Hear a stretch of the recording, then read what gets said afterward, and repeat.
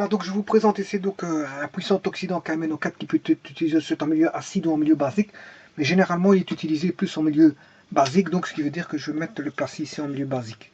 En milieu basique, bon, voilà.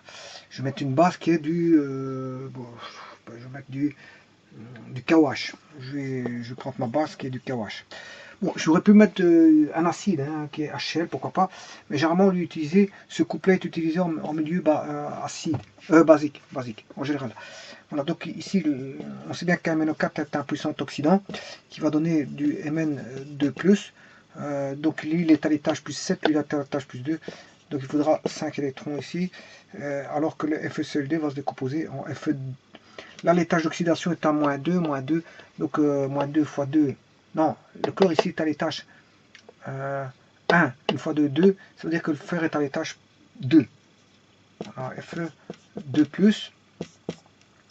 Et là, le fer est à l'étage plus 3. Plus 3. Donc, ce qui veut dire qu'ici, on a plus 1 électron.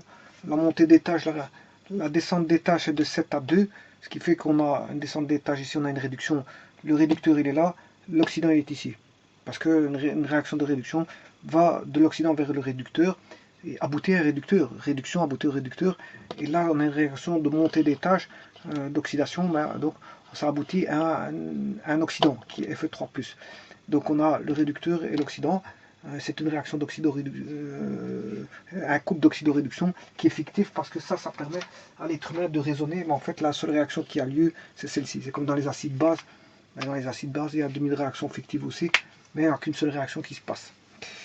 Voilà, bon, donc ça c'est pour le raisonnement, on fait deux demi-réactions, mais en vérité, il n'y en a qu'une seule. Bon, alors là, on va multiplier par 1 et là par 5 pour faire un équilibre des charges électroniques. On aura KMNO4 plus 5 électrons, plus 5 Fe2+, donne 1 Mn2+, plus 5 Fe3+, plus 5 électrons. Voilà. Et les 5 électrons ici sont équilibrés. C'est-à-dire que de ce côté-là, on a équilibré au niveau électronique. Maintenant, je vais équilibrer au niveau des charges. Au niveau des charges, on a K. En fait, ici, c'est K plus et MnO4 moins. Au niveau des charges, on a moins 1 ici, plus 10 ici. Ce qui fait, on a 5 fois 2, 10. 5 fois 2, 10, mais MnO4, on en a 1. Ce qui fait qu'on a... mais là, on en a combien, là 3, 5 fois 3, 15.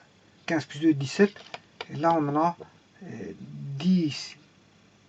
5 fois 2, 10. 10 moins 1, 9. Et pour aller de 9 à 17, il faut rajouter soit 8H+ à gauche, ou en milieu acide, ou 8OH- en milieu basique. Bon, j'ai considéré que j'étais en milieu basique. Je vais rajouter 8OH- à gauche. Donc je vais écrire l'équation MnO4- plus 5 Fe2+, va donner du Mn2+, plus 5 Fe3+, plus OH-. J'ai considéré que j'étais dans un milieu acide. Je ne vais pas tout de suite mettre l'H2O. Maintenant, je le ferai en pondération moléculaire. L'H2O, je le ferai après. Voilà. Donc il en faut 8. Pour ça qu'il faut 8OH-. Bon, maintenant, on va faire la pondération moléculaire. Bon, si je ramène du K+ à gauche et à droite, je peux faire du KMNO4 ici. Et alors, bon, prendre cet OH pour faire avec OH-, un OH-, rajouter un K+ que j'ai mis à gauche. Je mets un K+ à gauche et un K+ à droite. Et un K+ à gauche va aller s'associer avec KMNO4- pour faire KMNO4. Je vous rappelle qu'à la base, c'est KOH. Voilà, le K, il vient de là. Et alors, bon, le OH-, bon, on aura KOH ici. Voilà. Alors, maintenant, je vais ramener du chlore. 5 FeCl. Bon, le chlore, le fer est à la valence 2. Le chlore doit être à la valence 1. Donc, ce qui fait, on aura besoin de FeCl2. Voilà, donc on aura besoin, ici c'est dichlore, on a dichlore. J'ai consommé dichlore. En même temps, j'ai bien le FeCl2 de la réaction ici. Donc je viens de consommer dichlore. Ce qui veut dire qu'à gauche, je dois consommer dichlore. 10 dichlore. Je dois en consommer 10. je peux en consommer 2 avec MnCl2. Voilà, sur les 10, il m'en reste plus que 8. Je peux en consommer 2 fois FeCl3. Là, j'en consomme 6, plus les deux là, ça fait 8. Et il m'en reste 2 de Cl-. Et bien sûr, j'ai pas tout consommé de fer parce que j'en ai consommé 2. Il m'en reste 3 Fe2+. Fe3+. Voilà. Voilà. Et donc, en Mn, j'ai bien un Mn. Le potassium, pour l'instant, j'en ai... Bien sûr, il y a plus KOH. Hein.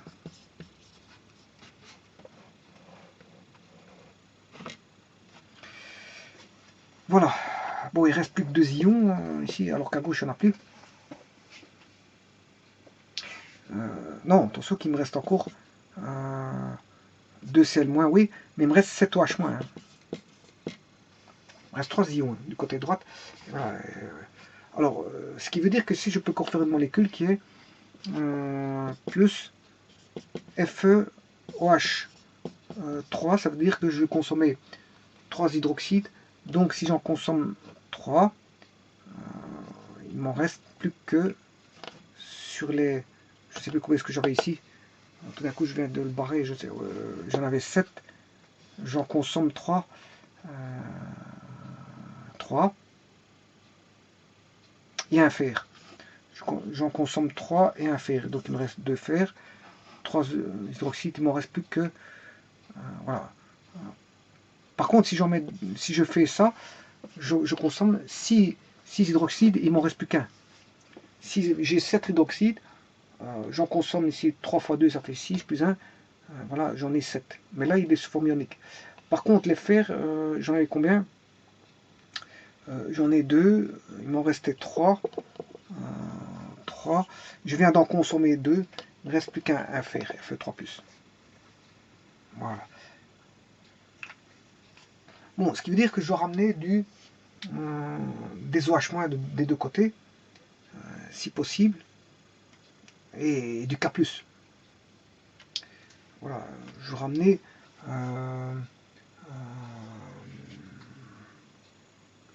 je vais ramener 2K+.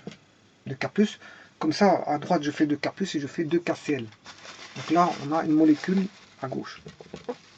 J'ai 2KCl. Voilà. KOH plus KOH.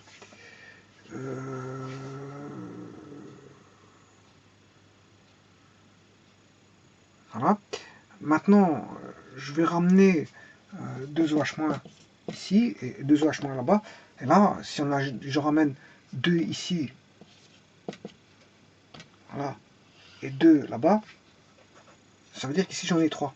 Et donc là, je peux faire encore du FeCl3, du FeOH3, ce qui veut dire que le FeOH3, il sera une fois ici, plus 2 fois là, ce qui fera, il sera 3 fois.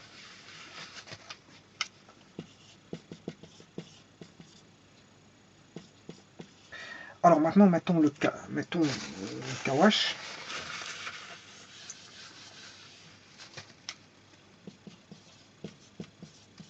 Voilà, et regardons si c'est équilibré. Alors, j'ai bien un potassium. Je vais vous faire avec une autre couleur pour bien vérifier. J'ai un potassium. Un potassium ici, mais j'en ai 2 ici, ce qui fait 3. Et j'en ai bien 2 ici et 1. On démarre bien parce que j'ai bien 3 potassium. Je démarre bien. Alors, le Mn, j'en ai un Mn. L'oxygène, je ferai en dernier lieu, parce que c'est celui qu'il faut traiter en dernier lieu. Le fer, j'en ai 5. 2, 3, ça fait bien 5. J'ai 5 fers. Le chlore, j'en ai 10. J'en ai 2 fois 3, 6. Plus 2, 8. Plus 2 ici, ça fait 10. J'ai bien 10 chlores. Les chlores sont équilibrés. Alors, les potassiums, j'ai dit qu'ils sont équilibrés. 2 plus 1, ça fait 3. 2 plus 1, ça fait 3. Les hydrogènes, j'en ai 2. Et voilà. Là, j'en ai 2 d'hydrogène. J'en ai que 2. Et là, j'en ai 3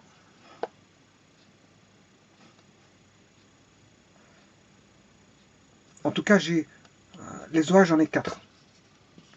J'ai 4 OH. Non, j'en ai 3 fois 3, 9 OH. Plus 1 ici, OH, ça fait 10 OH. 10 OH. Alors que là, j'en ai que 2. J'ai 10 OH. C'est-à-dire que j'ai ici, au niveau des OH, j'en ai besoin de 8. 8 OH. 8 OH. Mais les oxygènes, ici, j'en ai déjà 4. J'en ai 4.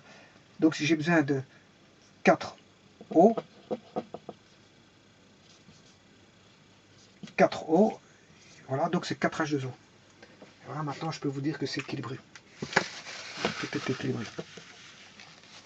Parce que regardez bien maintenant, j'ai bien 4 oxygènes plus 4, ça fait 8. Et là, j'ai bien 6 oxygènes.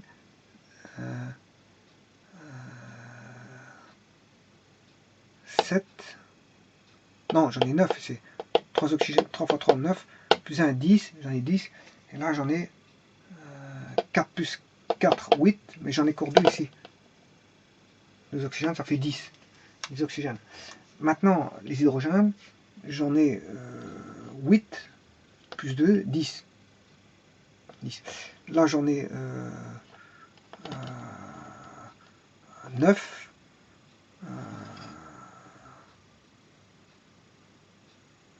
9 plus 1, 10. Voilà, tout est équilibré. La réaction, c'est ça. En milieu basique. En milieu basique, c'est ça. Moi, j'aurais pu le faire en milieu acide, mais j'ai choisi en milieu basique. Donc, c'est maintenant 4 plus 5 FeCl2, plus de KOH, plus 4 H2O, va donner du MnCl2, plus de FeCl3, plus de KCl, plus KOH, plus 3 FeOH3. Voilà, je vous remercie.